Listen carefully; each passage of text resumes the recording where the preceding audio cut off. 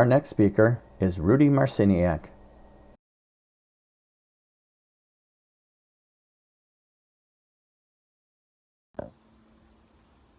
Imagine, the alert tone sounds at the fire station, calling the crew to a large structure fire.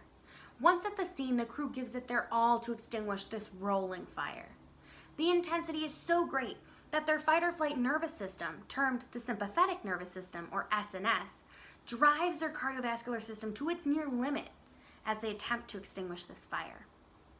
Once the fire is extinguished, the crew can then board the rig and return back to the station where they begin their post-fire call protocol.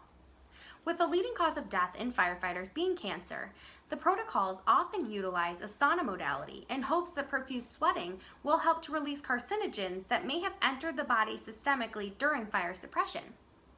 However, after pushing their cardiovascular system to its near maximal limit, firefighters often return back to the house with an elevated heart rate, which has been linked to sudden cardiac death. In fact, sudden cardiac death is the #1 cause of on-duty death in firefighters, and with most incidents taking place following fire suppression, researchers are beginning to raise questions about the incomplete recovery of the SNS as a potential contributing factor.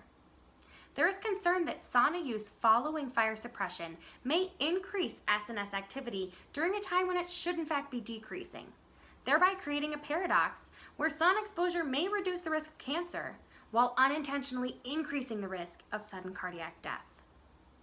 In order to address this concern, our research team conducted a study where firefighters completed 15 minutes of sauna exposure by itself and following a maximal exercise task in gear to simulate fire suppression, in order to examine recovery of the SNS as measured by heart rate. Our results demonstrated that sauna exposure by itself slightly reduces firefighter heart rates.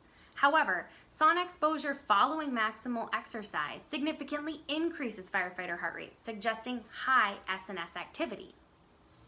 This suggests that sauna exposure following maximal exertion, like fire suppression, prolongs an elevated heart rate and delays recovery. This increases the risk of a cardiovascular incident. Utilizing these results, future research can begin to develop a safe sauna protocol to attenuate carcinogens without increasing cardiovascular risk. Thank you.